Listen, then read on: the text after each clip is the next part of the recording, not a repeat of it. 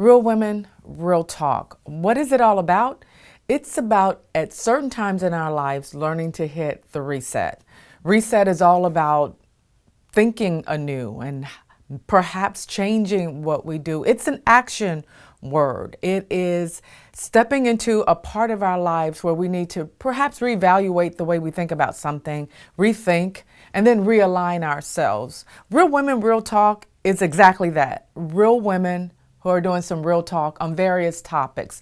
We're looking at things that impact our lives, how we change in certain seasons, how we deal with sexism, how we deal with racism, how do we navigate our lives in the midst of a culture that is constantly changing, how are we raising children. Whatever you can think about talking about, Real Women, Real Talk will go to that subject. And here's the deal.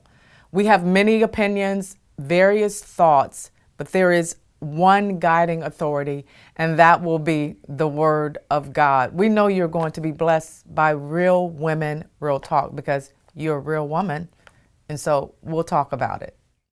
Well, ladies, welcome to Real Women, Real Talk. And I am happy to be sitting at the table with each and every one of you. So before we just kind of jump in and have some real conversation, just introduce yourself. Say your name.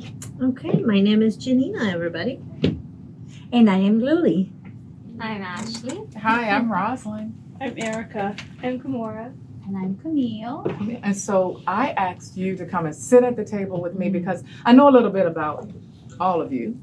And I have walked with some of you in some of the seasons of your life and know a little bit about some of the seasons of your life. And so as we hit this time of reset, we know that this has definitely been a different season for everyone. And the Lord gave me a vision for reset long before COVID ever showed up. So I was really excited and planning reset and had no clue. I just kept feeling this reset. We just need to reset. You know, as women, we're always going, and sometimes we need to just kind of take a moment, take a pause and pull back. Well, the pause was much longer than I expected. And so I thought, well, what's going to happen with this conference? And as I was in the midst of planning, honestly, at that time, I did not know exactly who our main speaker would be. I was doing a lot of research, but I had reached out to Lisa Harper, and in the midst of all of that, as time was progressing, she responded with, hey, yes, I'll do it.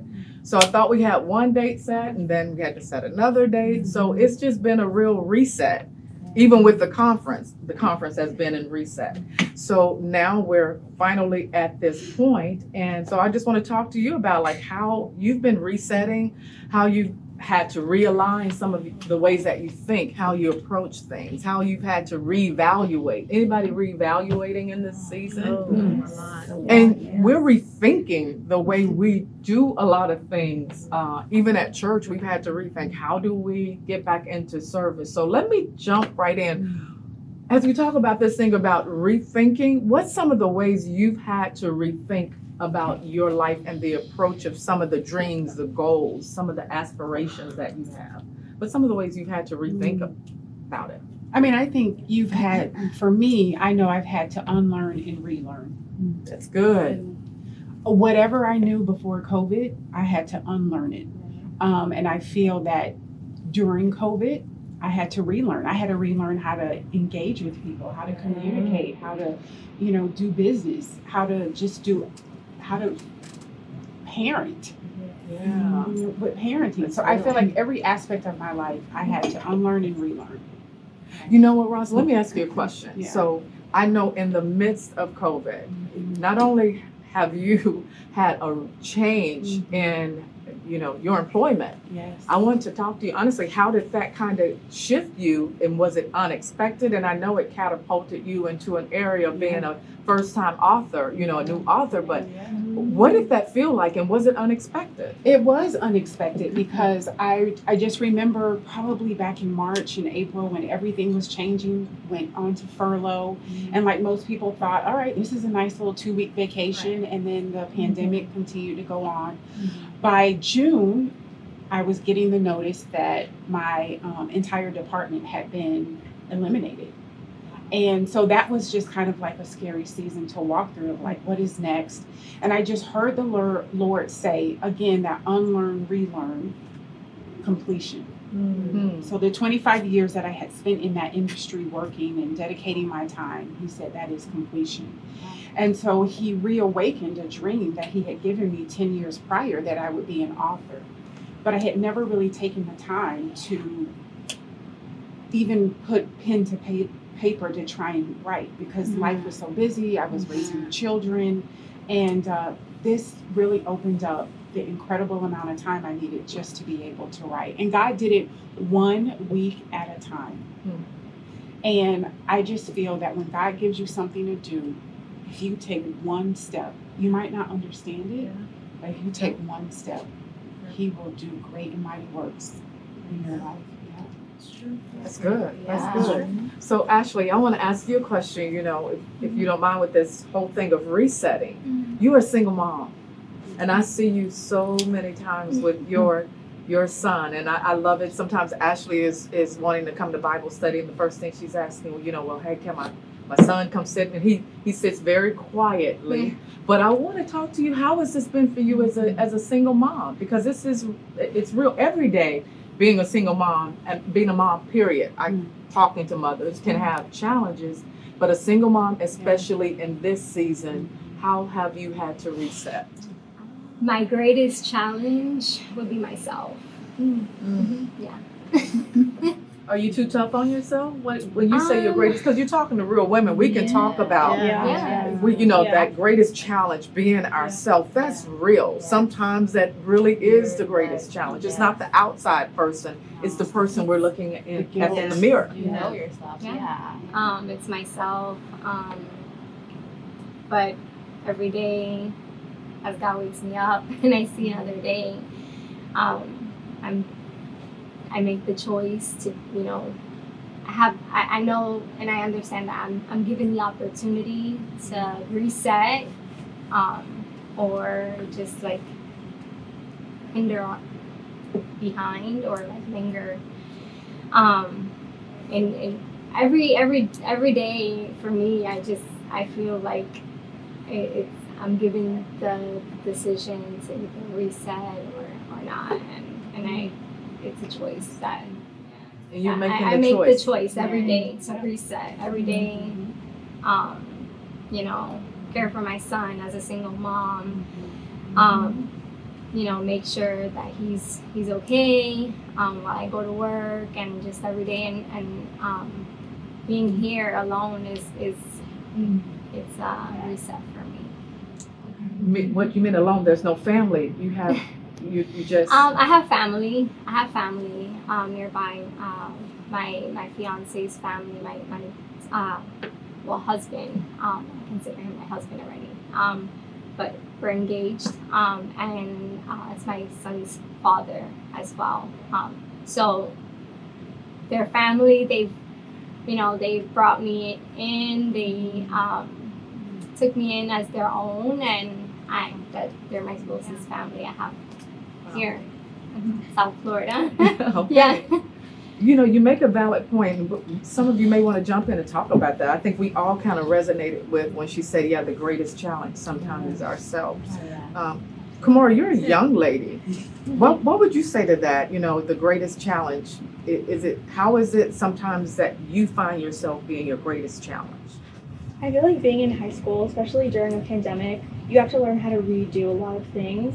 And especially online school is really challenging. And I didn't think it was challenging in the beginning. Like the end of my 10th grade year was fine. I thought I loved it. I was at home. And then going into my 11th grade year, the work started coming in. And then you have to get up every day and do that work. And it's like you can go to school and be in a different environment and do that work, come home, and you're just done. But it's everything at home. Yeah. And so all of your safe spaces, like your bedroom or your living room, they kind of just turn into school. And so that stress and that anxiety is like always there. So you have, I had to remember, I can't let this get to me. Like, I'm going to do the work and I'm going to get it done at the end of the day. But I can't let that anxiety and that stress sit with me all the time. Sometimes I just have to let it go. Yeah. It's good. Find that separate. Sometimes we do have to, and I get that. It's like a stay-at-home mom. You know, right now we're staying with my husband's family to save up and stuff, and because you know my mother-in-law is helping me with my kids, it's like every room is taken, right? I have no space for me, and I'm like, I'm losing my identity, like as a mom, as a, you know, being a wife, like everything. I'm like, I don't know who I am anymore. So I have to find, whether it's in the bathroom, in my closet, I just have to sit there and be like, okay, this is my me time. Sometimes it had to be while I'm taking a shower, which is unfortunate, right? Like, So you just make the shower longer. yeah, so I'm like in the shower trying to play some music, but not too loud because I Are don't they want to knocking make at my the face. door? I'm like, oh please, yes, Come back. honestly. Your kids, yes. Sometimes I can even use the bathroom by myself. But yeah, so like I would have to just take what I can and sit down and be like, okay, even if it's 5 minutes to reset your mind, say this is my space, this is my alone time, and I'm gonna walk out, step back into that, right? Because I understand how that could be hard to just be consumed by everything in that moment. Yeah. Now you got a double whammy going on, okay? yes. 'Cause- oh wait, so did everybody catch that? Not only Yes. are you a new mom, you're a new wife, and then you're wife. living Yes. with my in-laws. It was like, how can I make myself more, you know, like add challenges to my life even more. Yeah, and that was rough. So I like the same, you know, with you when COVID started coming, then I lost my job when COVID came.